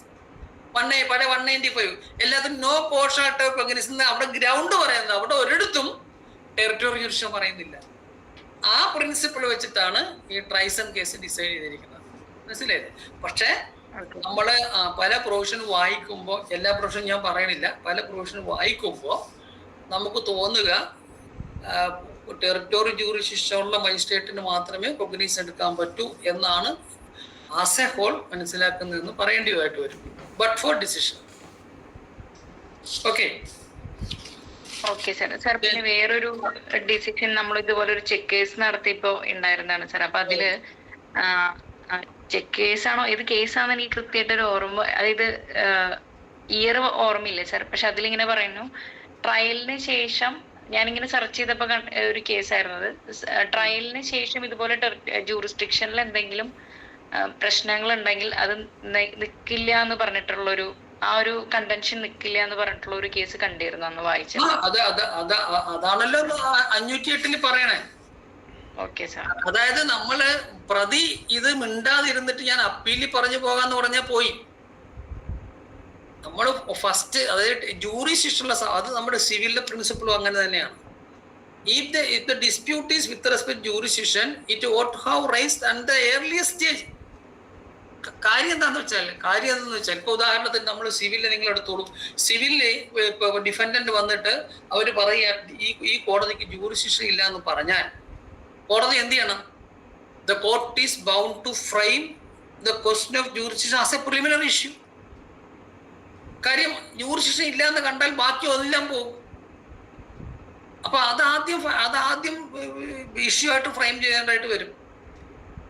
കാരണം ജൂറിസ്ഡിക്ഷൻ ഇല്ല എങ്കിൽ ബാക്കി ചെയ്തത് മുഴുവൻ വോയിഡ് ആയിട്ട് വരും. അതുകൊണ്ട് ആ ക്വസ്റ്റ്യൻ ആദ്യം ഡിസൈഡ് ചെയ്യണം. അപ്പൊ ആ പ്രിൻസിപ്പിൾ വെച്ചിട്ടാണ് പ്രതിയാണേലും ക്രിമിനൽ കേസിലാണേലും ജൂറിസ്ഡിക്ഷനെ സംബന്ധിച്ചിട്ട് നമ്മൾ ഏറ്റവും ആദ്യം കോടതിയിൽ അത് പറയണം. ജൂറിസ്ഡിക്ഷൻ ഇല്ലെന്ന് കണ്ടാൽ പിന്നെ അത് അവിടെ നിൽക്കില്ല, റിട്ടേൺ ചെയ്യേണ്ടി വരും. പക്ഷെ അത് പറയാതെ നമ്മൾ ട്രയലിൽ സഹകരിച്ചതിന് ശേഷം ജഡ്ജ്മെന്റ് സമയത്ത് പറഞ്ഞെന്നാൽ നടക്കൂല, അല്ലെങ്കിൽ അപ്പീൽ സ്റ്റേജിൽ പറയാം. അതുകൊണ്ടാണ് സ്പെസിഫിക് പ്രൊവിഷൻ അവിടെ വന്നിരിക്കുന്നത്. ആ ഗ്രൗണ്ടിൽ ഈ പിന്നെ കൺവിഷനോ സെന്റൻസോ അസൈൽ ചെയ്യാൻ പറ്റത്തില്ല. മനസ്സിലായില്ലേ? അത് നേരത്തെ എടുക്കണം. സാർ നമ്മുടെ കേസിൽ എന്തായിരുന്നു വെച്ചാല് സാർ, ഒരു ചെക്ക് കേസ് ആയിരുന്നു റിലേറ്റഡ് ആയിട്ടുണ്ടായിരുന്നത്. അപ്പൊ അതില് നമ്മളൊരു ബാങ്കിന്റെ പേര് എഴുതിയിട്ടുണ്ട്. പക്ഷെ ആ ബാങ്കിന് 2 ബ്രാഞ്ചുകൾ ഉണ്ടായിരുന്നു. അപ്പൊ അത് സ്ഥലം മാറിയിട്ടാണ് നമ്മൾ എഴുതിയിരുന്നത്. ഒറിജിനൽ ചെക്ക് ലീഫ് നോക്കുമ്പോൾ പെട്ടെന്ന് എന്തോ മനസ്സിലായിട്ടുണ്ടായിരുന്നില്ല. അത് കംപ്ലൈന്റിലും അതുപോലെ തന്നെയായിരുന്നു. ലാസ്റ്റ് ഒരു ഡോക്യുമെന്റ് ട്രയൽ കഴിഞ്ഞതിന് ശേഷം ഒരു ഡോക്യുമെന്റ് ട്രയൽ കംപ്ലീറ്റ് ആയിട്ടില്ല, പക്ഷെ ഒരു ഡോക്യുമെന്റ് ബാങ്കിന്റെ മാനേജറെ കൊണ്ട് മാർക്ക് ചെയ്യിക്കാനായിട്ട്, ഈ എന്താ പറയുക, നമ്മുടെ ഇലക്ട്രോണിക് ഡോക്യുമെന്റ്സിന്റെ റിലേറ്റഡ് ആയിട്ട് വന്നപ്പോ അതങ്ങനെ ഒരു സീല് വെക്കാതെ എന്തോ തന്നു. അപ്പൊ പിന്നെ അവിടുത്തെ മാനേജറെ കൊണ്ട് അത് മാർക്ക് ചെയ്യിക്കുക. പിന്നെ അതിന് ഡിസ്പ്യൂട്ട് പറഞ്ഞു. ദെൻ പിന്നെ അവിടുത്തെ റെക്കോർഡ്സ് പരിശോധിക്കണം എന്ന് പറഞ്ഞിട്ട് കോൾ ഫോർ ചെയ്തു. അങ്ങനെ കോടതി സമ്മൺസ് ഒക്കെ പോയി കഴിഞ്ഞപ്പോ അവര് പറഞ്ഞു ആ ബാങ്കില് ഈ പറഞ്ഞ ചെക്കിന്റെ ഇതായിട്ട് റിലേറ്റഡ് ആയിട്ടില്ല, ഇവരുടെ ബാങ്കിൽ ഇങ്ങനെ ഒരു ചെക്ക് മാറിയിട്ടില്ല. അങ്ങനെ പറഞ്ഞ ആ ഒരു സമയത്താണ് വരുന്നത്. അപ്പൊ ആദ്യം അവരുടെ ബാങ്കിൽ ചെക്ക് പ്രസന്റേഷൻ പോയിട്ടില്ല. മറ്റൊരു ഇതേ ബാങ്കിന്റെ വേറൊരു ബ്രാഞ്ചിലാണ് അത് പോയിട്ടുള്ളത്. അങ്ങനെ നോക്കുമ്പോ നമ്മളിപ്പോ മനസ്സിലായത് എന്താന്ന് വെച്ചാൽ ഈ ഒരു ബാങ്ക് വേറൊരു കോടതിയുടെ ജൂറിസ്ഡിക്ഷനിലാണ് ഈ പറയുന്ന ബാങ്ക്. അപ്പൊ ആ ഒരു സമയത്താണ് inquiry or trial when clause A, when it is uncertain in which of several local areas an offence was committed, or B, where an offence is committed partly in one local area and partly in another, or C, where an offence is continuing one and continues to be committed in more local areas than one, or clause D, where it consists of several acts done in different local areas, it may be incurred into or tried by a court having jurisdiction over any of such local areas. Okay, അത് നാല് സാഹചര്യം പറയുന്നുണ്ട്. അതായത് it is uncertain of which local areas the offence was committed. എവിടെ വെച്ച് നടന്നു എന്ന് അറിയാതിരിക്കും. ഉദാഹരണത്തിന് ചീറ്റിംഗ് ഒക്കെ വരിക. ചീറ്റിംഗ് പല സ്ഥലങ്ങളിൽ കൊണ്ടുപോയിട്ട് ചീറ്റിംഗ് നടത്തും. എവിടെയാണെന്നുള്ളത് അറിയാം. കാര്യം ചീറ്റിംഗ് എന്ന് പറയുന്നത് അവന്റെ മനസ്സിൽ ഡിസോണസ്റ്റ് ഇന്റൻഷൻ ഉണ്ടാവുമല്ലോ. എവിടെ വെച്ചിട്ടാണ് ഡിസോണസ്റ്റ് ഇന്റൻഷൻ എന്നുള്ളത് ചിലപ്പോൾ അറിയാൻ പറ്റാതെ വരും. അങ്ങനെ വന്നാൽ ആ എല്ലാ കോടതിക്കും ജൂറിസ്ഡിക്ഷൻ. അടുത്തത് partly ഒക്കേഡ് in one area and partly in another area. ഇപ്പൊ മിസ്അപ്രോപ്രിയേഷൻ അല്ലെങ്കിൽ ബ്രീച്ച് ഓഫ് ട്രസ്റ്റ് അങ്ങനെയുള്ള വരുന്നത് ഒരു സ്ഥലത്ത് നടന്നു, ബാക്കി അടുത്ത സ്ഥലത്ത് നടന്നു. അങ്ങനെയാണെങ്കിൽ ആദ്യത്തെ സ്ഥലത്തും രണ്ടാമത്തെ സ്ഥലത്തും ട്രൈ ചെയ്യാം. പിന്നെന്താ കണ്ടിന്യൂയിങ് ആണ്. കണ്ടിന്യൂ ആയിട്ട് ഒരു ഒഫൻസ് വീണ്ടും ഇപ്പൊ ഉദാഹരണത്തിന് ഡവറി റിലേറ്റഡ് ഒക്കെ വരിക. പല സ്ഥലങ്ങളിൽ 498 പോലെ കേസുകൾ വരിക. അത് കണ്ടിന്യൂസ് ആയിട്ട് വരിക. സെവറൽ ആക്ട്സ് ഡിഫറെന്റ് ഏരിയയിൽ നടക്കുക. ഞാൻ നേരത്തെ പറഞ്ഞ ബ്രീച്ച് ഓഫ് ട്രസ്റ്റ് പോലെ കാര്യം. അവിടെ എല്ലാ കോടതിക്കും അത് പിന്നെ ട്രൈ ചെയ്യാനുള്ള ജുറിസ്ഡിക്ഷനുണ്ട്. ജസ്റ്റ് അത് ഒന്ന് നോക്കിയാൽ മതി. ഇനി 199 ഭാഗ്യലക്ഷ്മി എന്ന് വായിക്കൂ.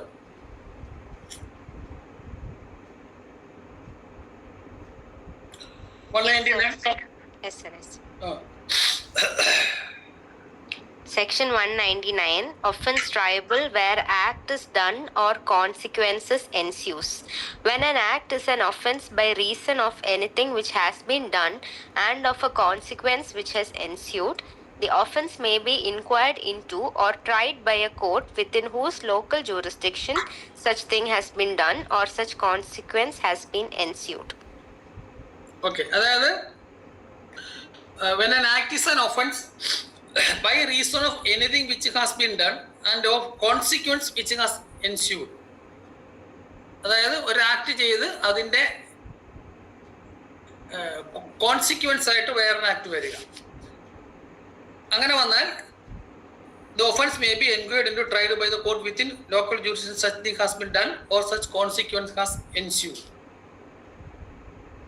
ഇപ്പോൾ പിന്നെ റോബറിയോ അല്ലെങ്കിൽ തെഫ്റ്റോ അതിൻ്റെ സ്റ്റോളൻ ആർട്ടിക്കിൾ വേറൊരു സ്ഥലത്ത് റിസീവ് ചെയ്തു. അതിൻ്റെ കോൺസിക്വൻസ് അവിടെ എൻസ്യൂ ചെയ്തു. അപ്പോൾ എന്ത് പറ്റും? ഈ തെഫ്റ്റ് നടത്തിയ സ്ഥലത്ത് ഈ സ്റ്റോളൻ ആർട്ടിക്കിളിൻ്റെ പിന്നെ അതുകൂടി ഇവിടെ ആ കോടതിക്ക് ട്രൈ ചെയ്യാൻ പറ്റും. അതാണ് 199. കോൺസ്പിറസി അങ്ങനെയാണോ? കോൺസ്പിറസി എങ്ങനെയാണ്? കോൺസ്പിറസിക്ക് വേറെ പ്രശ്നമുണ്ട്.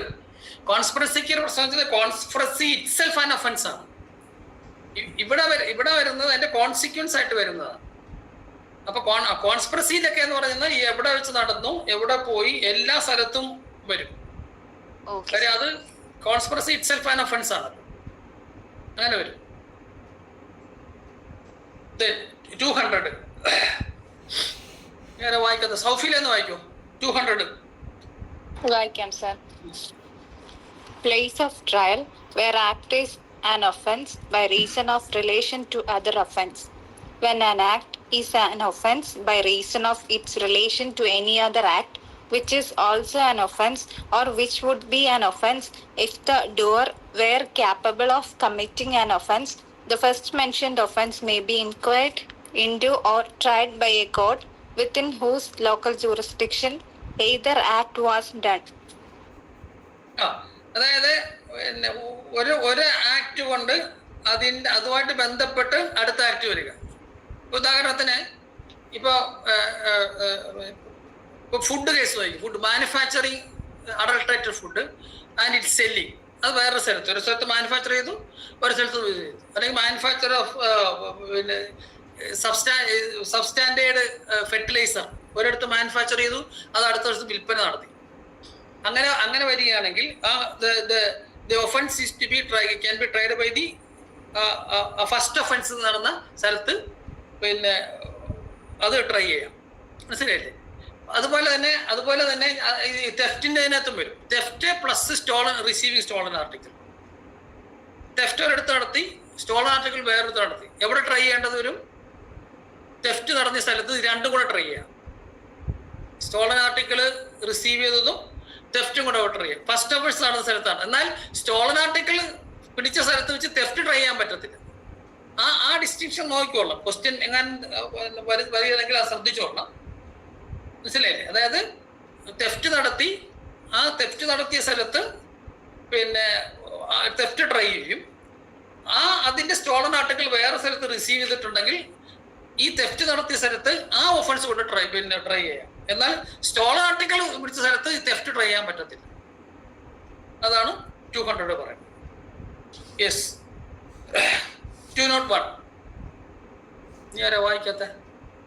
സാർ ഈ 200-ല് പക്ഷേ ഐദർ ആക്ട് വാസ് ഡൺ എന്ന് അല്ലേ സർ പറയുന്നത്? ഐദർ ആക്ട് വാസ് ഡൺ എന്നല്ലേ സർ 200-ല് പറയുന്നത്? First mentioned offence may be inquired into or tried by a court. First mentioned ഒഫൻസേ പറ്റുള്ളൂ അല്ലേ? അതേ പറ്റുള്ളൂ. ആ ഫസ്റ്റ് മെൻഷൻഡ് ഒഫൻസ് അതേ പറ്റുള്ളൂ. അതായത് ഈ സ്റ്റോളൻ ആർട്ടിക്കിൾ റിസീവ് സ്ഥലത്ത് തെഫ്റ്റ് ട്രൈ ചെയ്യാൻ പറ്റത്തില്ല. ഇപ്പൊ ഉദാഹരണത്തിന് നമ്മുടെ ഇപ്പൊ ആലപ്പുഴ ഒരു ജ്വല്ലറി തെഫ്റ്റ് നടത്തിയെന്ന് വെച്ചു. തെഫ്റ്റ് നടത്തി, ആലപ്പുഴ ജ്വല്ലറി തെഫ്റ്റ് നടത്തിയിട്ട് അയാൾ കാസർഗോഡ് കൊണ്ടുപോയി സ്വർണ്ണം കൊണ്ടുപോയി വിറ്റ്, കാസർഗോഡിൽ നിന്ന് ഒരാൾ സ്റ്റോളൻ ആർട്ടിക്കിൾ അറിഞ്ഞുകൊണ്ട് റിസീവ് ചെയ്തു. ഈ തെഫ്റ്റിന് അവിടെ ട്രൈ ചെയ്യാൻ പറ്റത്തില്ല. അതേസമയം റിസപ്ഷൻ ഓഫ് സ്റ്റോളൻ ആർട്ടിക്കിളിന് ഇവിടെ ട്രൈ ചെയ്യാം. ഈ തെഫ്റ്റിന്റെ കൂട്ടത്തിൽ ട്രൈ ചെയ്യാം. അതാണ് വ്യത്യാസം. അതങ്ങനെ ഓർത്തോളണം. നമ്മൾ ഐദർ എന്ന് പറയുമ്പം ഐദർ സലാദ് അല്ല കേട്ടോ, അത് ശ്രദ്ധിച്ചോളണേ. അതാണ് വ്യത്യാസം അല്ലേ? അങ്ങനെയല്ലേ? അതെ സർ. ശരി, ഇനി 201 വായിക്കും. 201 ആരാ വായിക്കുക? അംജത്ത് തന്നെ വായിച്ചോളൂ. Section 201. Place of trial in case of certain offences. Any offence of dacoity or of dacoity with murder, of belonging to a gang of dacoits, or of escaping from custody may be inquired into or tried by a court within whose local jurisdiction the offence was committed or the accused person is found. ശ്രദ്ധിച്ചോളാം. സാധാരണഗതിയിൽ criminal കേസിൽ അങ്ങനെ വരുന്നതല്ല. നമ്മളിപ്പോൾ civil കേസിലൊക്കെ ചിലപ്പോൾ പഠിക്കുമല്ലേ, ഒരു പിന്നെ jurisdiction പഠിക്കുമ്പം എന്താണ് പിന്നെ സെക്ഷൻ 20 വെച്ചിട്ട് ഇങ്ങനെ പോകുമ്പം defendant permanently resided or running permanent business എന്നൊക്കെ പറയത്തില്ലേ. സാധാരണഗതിയിൽ അങ്ങനെ ക്രിമിനൽ കേസിൽ വരാറില്ല. പക്ഷെ ഇവിടെ നോക്കിയേ, when an act is an offense by reason of its relation to another act which is also an offense, which would be an offense if the any offense of dacoity. ശ്രദ്ധിച്ചോളണം.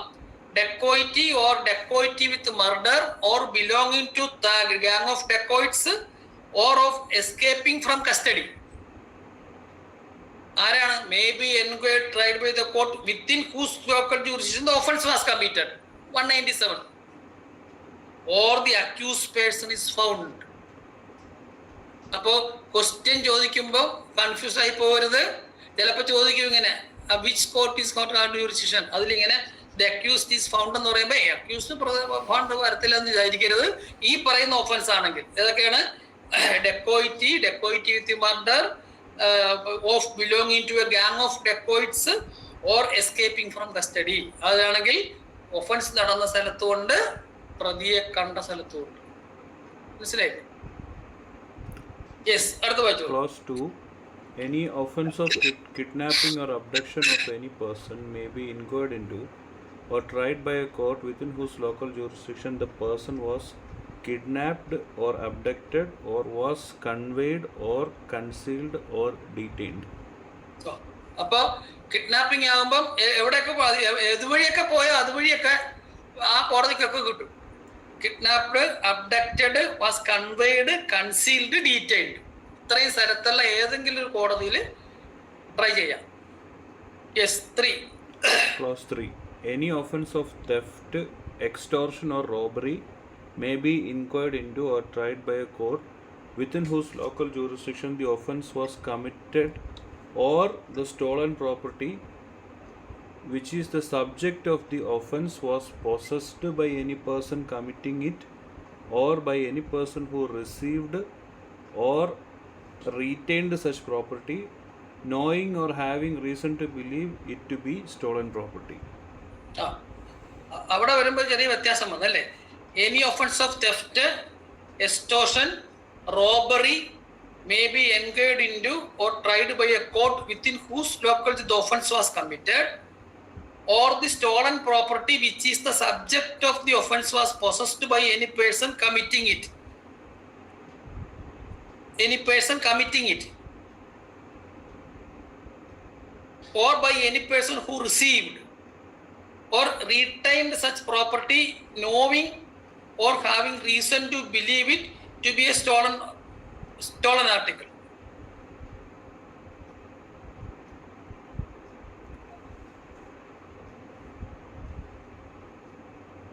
Theft commit ചെയ്ത സ്ഥലത്ത് അത് പറ്റും, commit ചെയ്ത സ്ഥലത്ത് പറ്റും. പക്ഷെ ആ രണ്ടാമത്തെ ചെറിയ പ്രശ്നമുണ്ട്. was committed or stolen property which is the subject of the offense was possessed by any person committing it. മോഷണ വസ്തുവായിട്ട് അയാൾ താമസിച്ച സ്ഥലം, or any person who received or retained such property, knowing or have reason to believe it to be stolen property.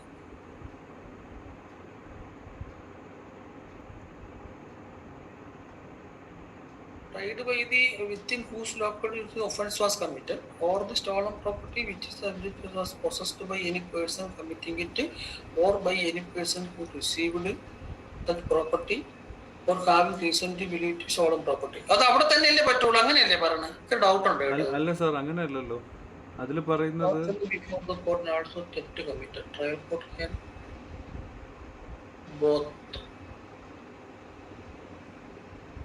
Sir ആദ്യത്തേൽ person committing it ആണ്.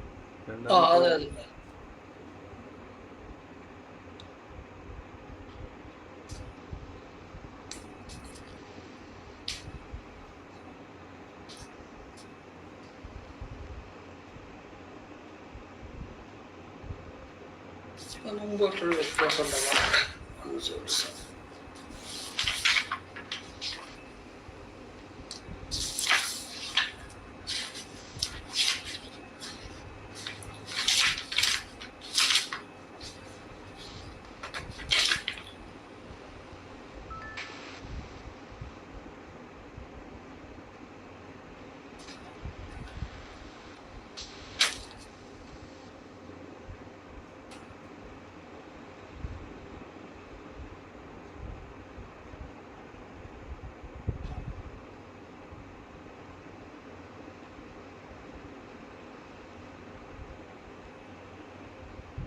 രണ്ട് സ്ഥലത്തും കിട്ടും.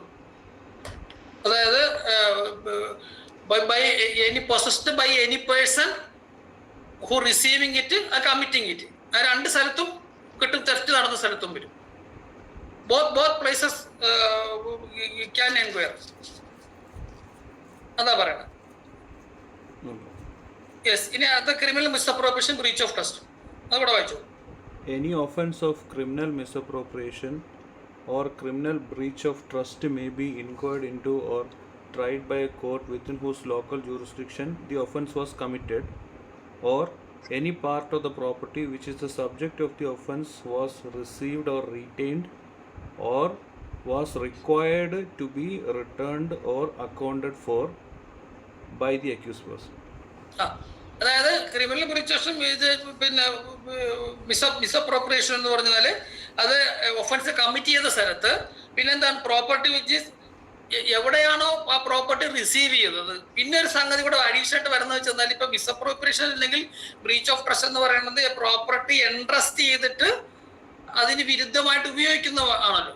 ഒരാളെ ഒരു പ്രോപ്പർട്ടി എൻട്രസ്റ്റ് ചെയ്തു വേറെ സ്ഥലത്തുനിന്ന് അടുത്ത സ്ഥലത്തേക്ക് കൊടുക്കാൻ പറയുന്നു. ഇപ്പോൾ എറണാകുളത്ത് നിന്ന് അയാൾ കണ്ണൂരിലേക്ക് കൊടുക്കാൻ പറയുന്നു. അയാൾ ഇത് പോകുന്ന വഴിക്ക് മീൻ വയൽ ഇത് പിന്നെ എഗൈൻസ്റ്റ് ഡയറക്ഷൻ അയാൾ അത് മിസ്അപ്രോപ്രിയേറ്റ് ചെയ്യുന്നു. അപ്പൊ ഇത് കണ്ണൂരാണ് കൊടുക്കേണ്ടത്. അപ്പൊ കണ്ണൂർ കോടതിക്കും അത് ട്രൈ ചെയ്യാം. അതാണ് എവിടെയാണോ ഇത് എത്തിക്കേണ്ടത് ആ സ്ഥലത്തും കിട്ടും. പിന്നെ ഈ പ്രോപ്പർട്ടി എവിടെയൊക്കെ വെച്ചിട്ടാണ് കൊടുത്തത് അവിടെയും കിട്ടും. Yes, the last one. Clause 5. Any offence which includes the possession of stolen property may be inquired into or tried by a court within whose local jurisdiction the offence was committed, or the stolen property was possessed by any person who received or retained it knowing or having reason to believe it to be a stolen property. Stolen property receive എന്ന സ്ഥലത്ത് offence was committed, then stolen property was possessed by any person. Separate offence ആണല്ലോ, അപ്പോൾ അവിടെ ചെയ്യാം.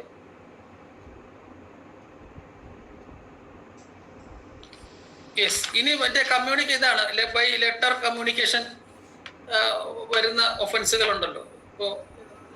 ഇപ്പോൾ defamation അല്ലെങ്കിൽ അതുപോലെ തന്നെ abusive by means of electronic communication വരുമ്പോൾ അത് എവിടെയാണ് കൊടുക്കുന്നത് എന്നുള്ളതാണ്. സ്റ്റെഫി ഒന്ന് വായിക്കുമോ?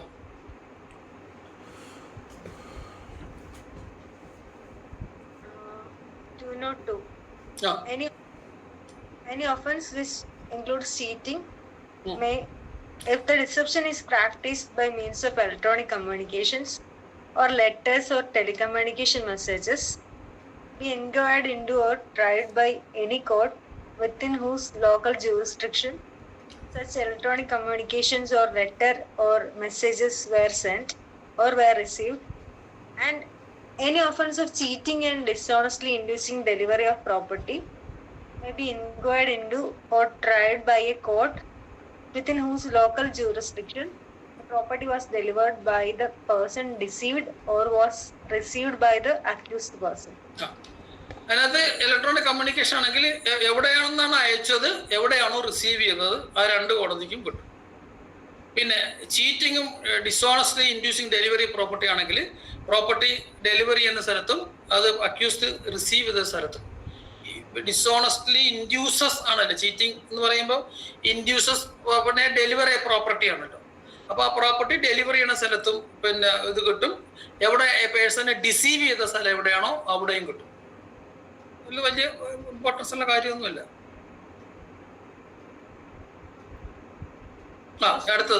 അടുത്തോടെ വായിച്ചോളൂ. Clause 2. Any offense committable under section 82 of Bharatiya Nyaya Sanhita may be inquired into or tried by court within whose local jurisdiction the offence was committed, or the offender last resided with his or her spouse by the first marriage, or the wife of the first marriage has taken up permanent residence after the commission of the offence. ഇത് നമ്മുടെ പഴയ 494 ആണ് ബൈഗമി. ഇത് ഇത് ഇത് ഇത് ചിലപ്പോൾ ചോദിക്കാൻ സാധ്യതയുണ്ട് കേട്ടോ. അത് സ്പ്ലിറ്റ് ചെയ്ത് പഠിക്കണം. അത് എവിടെയൊക്കെയാണ് കിട്ടുന്നത്? അതായത് within the whose local jurisdiction the offence was committed. അതായത് രണ്ടാമത്തെ മാരേജ് നടന്ന സ്ഥലം, അതാണല്ലോ ഒഫൻസ് വരുന്നത്. അത് എവിടെയാണോ നടന്നത് ആ കോടതിക്ക് കിട്ടും. പിന്നെ എവിടെയാ കിട്ടണേ? The offender last resided with his or her spouse. രണ്ടുപേർക്കും കൊടുക്കാമല്ലോ, ഭാര്യയ്ക്കും ഭർത്താവിനും കൊടുക്കാം. ഭർത്താവ് ആദ്യത്തെ കല്യാണം നിലനിൽക്കെ രണ്ടാമത് കല്യാണം ചെയ്ത് കഴിഞ്ഞാൽ ആദ്യത്തെ ഭാര്യയ്ക്ക് കേസ് കൊടുക്കാം. ഇനി ഭാര്യ രണ്ടാമത് വേറെ കല്യാണം ചെയ്യുന്നാൽ ആദ്യത്തെ ഭർത്താവിന് കേസ് കൊടുക്കാം.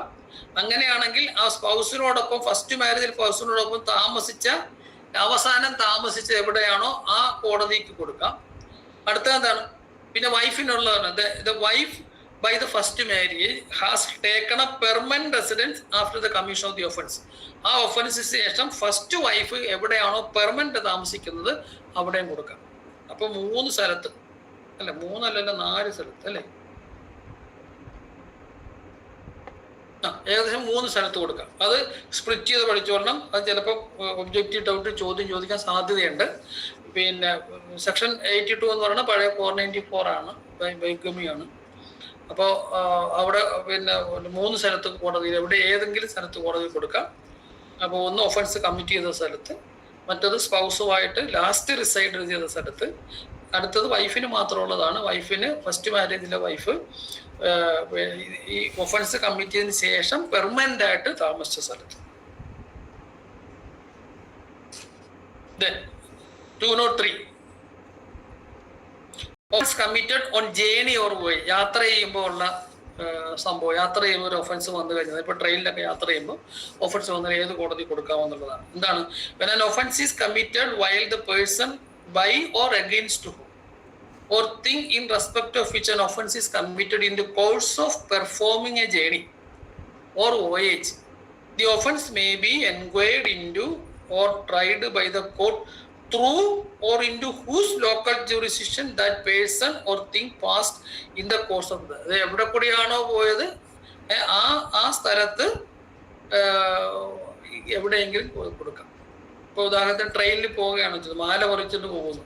മാല പറിച്ചിട്ട് പോകുന്ന കറക്റ്റ് എവിടെ വെച്ചിട്ടാണെന്ന് പറയാൻ പറ്റത്തില്ല. കൊല്ലത്ത് എത്തിയപ്പോഴാണോ അതോ ആറ്റിങ്ങൽ എത്തിയപ്പോഴാണോ എന്ന് പറയാൻ പറ്റത്തില്ല. അപ്പോൾ ഏതെങ്കിലും സ്ഥലത്ത് അത് പിന്നെ കോടതിക്ക് ട്രൈ ചെയ്യാം. പിന്നെ അടുത്തത് എന്താണ്? Place of trial of offence triable together.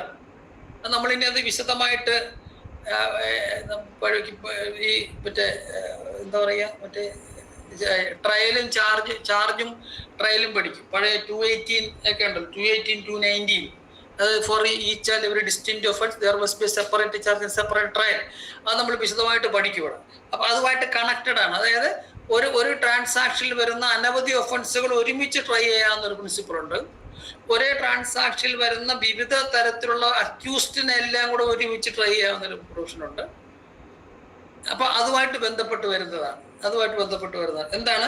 Place of trial for offence triable together. ഒരുമിച്ച് വരും. ട്രയബിൾ ടുഗദർ എന്ന് പറഞ്ഞാൽ 2 തരത്തിൽ വരും. ഒഫൻസിന്റെ ടുഗദർനെസ് ഉണ്ട്, വ്യക്തികളുടെ ടുഗദർനെസ്സും ഉണ്ട്. അപ്പൊ എന്താണ്? The offense committed by any person are such that he may be charged with and tried at one trial for each such offense by virtue of the provisions of section 4, 242, 243, 244. അതായത് നമ്മൾ പഴയ 218, 219 ഒക്കെ പറഞ്ഞില്ലേ. 218 നമ്മൾ പറയുന്നത് വെച്ചാൽ every distinct offence there must be a separate charge, separate trial. 290 വരുമ്പോൾ 3 പറ്റുള്ളൂ എന്നുള്ളൂ. ഒരു last 12 months 1 year not more than 3 ഒരുമിച്ച് ട്രൈ ചെയ്യാൻ പറ്റത്തില്ല. ഒരു വർഷത്തിൽ മാക്സിമം നമ്പർ ഓഫ് 3.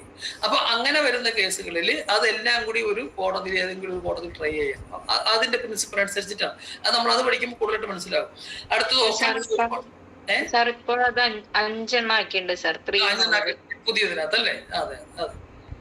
അപ്പൊ offence or offences committed by several persons are such that may be charged with അതായത് ഒരു ട്രാൻസാക്ഷനിൽ വരുന്ന പല പ്രതികൾ, ആ പ്രതികളെല്ലാം കൂടി ഒരുമിച്ച് ട്രൈ ചെയ്യാവുന്ന പ്രിൻസിപ്പിൾ വിധേയമായിട്ട് അത് ഏത് കോടതിയിലാണോ ആ കോടതി ട്രൈ ചെയ്യാൻ പറ്റും. The offence may be enquired into by the court competent to enquire. ഏത് കോടതിയാണ് അതിന്റെ പ്രിൻസിപ്പിൾ ചെയ്യുന്നത് ആ കോടതിക്ക് ചെയ്യും, irrespective of the earlier provision. ആ പ്രൊവിഷൻ എന്ത് തന്നെ ആയാലും ഈ സബ്ജക്റ്റ് വരും. ഇനി പിന്നെ 205 എന്താണ്? Power to order cases to be tried in different sessions division notwithstanding anything contained in the preceding provisions of this chapter. State government may direct that any case or class of case committed for trial any district may be tried in any sessions division. അപ്പൊ ചില state government ചില കോടതികൾക്ക് ഇത് കൊടുക്കത്തില്ല, ഒരു പ്രത്യേക അധികാരം കൊടുക്കുമല്ലോ. കോടതികൾക്ക് ചില പ്രത്യേക ഏരിയ തിരിച്ചു കൊടുക്കുക. ഉദാഹരണത്തിന് ചില കേസുകൾ ഇപ്പൊ സൂര്യനെല്ലി കോടതി എന്നൊക്കെ പറഞ്ഞ കോടതിയുണ്ട്, മാറാട് കോടതി എന്നൊക്കെ പറഞ്ഞ കോടതിയുണ്ട്. അപ്പൊ അങ്ങനെ വരുമ്പോൾ അത് ഈ നേരത്തെ പറഞ്ഞതിനകത്ത് ആ പ്രിൻസിപ്പളിൽ വിധേയമായിട്ടല്ലാതെ അവിടെ എല്ലാം ട്രൈ ചെയ്യാം. പക്ഷെ ഒരു ചെറിയ റൈഡർ ഉണ്ട് അതിനകത്ത്. എന്താണ്? Provided such a direction is not repugnant to the direction previously issued by the High Court or Supreme Court under the Constitution or under this anything. അപ്പോൾ നേരത്തെ അതുമായിട്ട് ബന്ധപ്പെട്ട് ഹൈക്കോടതി സുപ്രീം കോടതി എന്തെങ്കിലും പറഞ്ഞിട്ടുണ്ടെങ്കിൽ അതിന് വിരുദ്ധമായിട്ട് പറ്റത്തില്ല, അല്ലാതെ അത് പറ്റും. ഉദാഹരണത്തിന് ചിലപ്പോൾ മുൻപ് ഈ 130 കേസിന്റെ സ്പെഷ്യൽ കോടതിയൊക്കെ ഉണ്ടാവുമല്ലോ. എനിക്കൊരു എറണാകുളത്ത് നേരത്തെ ഉണ്ടായിരുന്നു, ഇപ്പോൾ ഉണ്ടെന്നറിയില്ല, ഉണ്ടെന്ന് പറഞ്ഞു. 130 സ്പെഷ്യൽ കോടതി ആ ജില്ലയിലെ എല്ലാ കേസുകളും അവിടെ ട്രൈ ചെയ്യും. അതുപോലെ തന്നെ MLA-മാർക്ക് വേണ്ടിയിട്ട് കോടതിയുണ്ട്. MLA-മാർക്ക് വേണ്ടിയിട്ട് കേരളത്തിൽ ഒരു കോടതിയാണെന്ന് എനിക്ക് തോന്നുന്നു, അത് എറണാകുളത്താണ്. അപ്പം അങ്ങനെ ഏത് ഡിവിഷനിലും അത് സ്റ്റേറ്റ് ഗവൺമെന്റിന് അങ്ങനെ ഒരു പ്രൊവിഷൻ കൊണ്ടുവരാം. ഇറസ്പെക്ട് മറ്റു കാര്യങ്ങൾ നേരത്തെയൊക്കെ പറഞ്ഞ പ്ലേസ് ഓഫ് എൻക്വയറി ട്രയൽ ബാധകമല്ല. അടുത്തൊരു അത്ര ഇമ്പോർട്ടൻ്റ് കാര്യമല്ല, ജസ്റ്റ് വായിച്ചു വിട്ടാൽ മതി. അതായത് വേറെ 2 കോടതിക്ക് ഒരുമിച്ച് ഇത് വരിക. ഏത് കോടതിക്കാണ് സംശയം എന്ന് വരികയാണെങ്കിൽ ഹൈക്കോടതി തീരുമാനിച്ചിട്ട് അവിടെ ചെയ്യണമെന്നില്ല. അത്ര ഇമ്പോർട്ടൻ്റ് കാര്യമില്ല. ഇനി വരുന്നത് ഇച്ചിരി ഇത് വായിച്ച് ശരിക്കും മനസ്സിലാക്കാൻ പറ്റാത്തൊരു കാര്യമാണ്. പഴയ 187 ആണത്, ഇപ്പോഴത്തെ 207. അത് നമുക്ക് അടുത്ത ക്ലാസ്സിൽ അത് നിങ്ങളൊന്ന് വായിച്ചുകൊണ്ട് വരും. എനിക്കിപ്പോഴും ഒരു ഡൗട്ടുള്ളൊരു ഏരിയ അത്.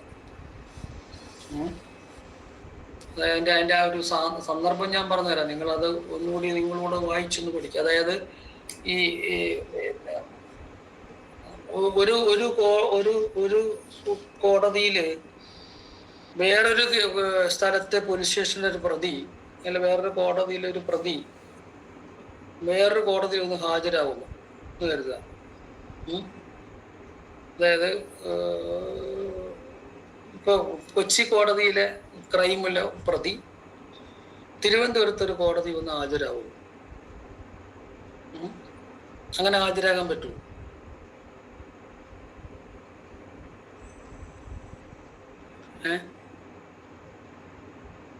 പിടിവെടുക്കാതെ നിൽക്കുന്ന ഒരു പ്രതി ഹാജരാകാൻ പറ്റുമോ? തിരുവനന്തപുരം കേസിലെ തിരുവനന്തപുരം കോടതിയിൽ പ്രതിയായിട്ടുള്ള ഒരാൾ എറണാകുളം കോടതി വന്ന് ഹാജരായിട്ട് കോടതിക്ക് ഹാജരാകുകയാണ്. ഞാൻ ഒരു അഫിഡവിറ്റൊക്കെ ഫയൽ ചെയ്യും, എന്നെ ക്രൈമിൽ പ്രതിയാണെന്ന് പറഞ്ഞ് ഹാജരാകും. അങ്ങനെ ഒരു പ്രൊവിഷൻ എൻ്റർടൈൻ ചെയ്യാൻ പറ്റുമോ?